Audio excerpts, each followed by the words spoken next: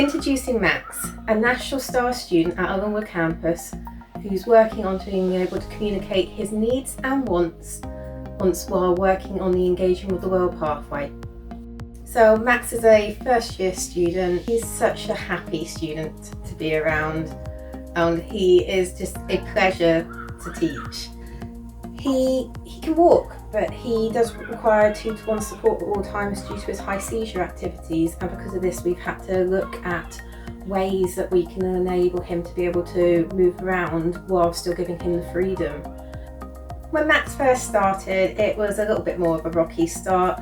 He struggled to kind of get settled into sessions. It took a lot of working with the MDT and finding things that work for Max. We've got things like the Grillo walker that's now been put in place that allows Max to still have that freedom where he wants to do that walking, but he again can do it a lot more independently. And through this brilliant work of his MDT here, he has now had funding agreed for his own Grillo walker, so that he has that freedom to choose where he is going, which is something Max hasn't had for a while. Him being able to communicate what he wants and being able to transfer that skills to life after college is going to be a really important thing for him.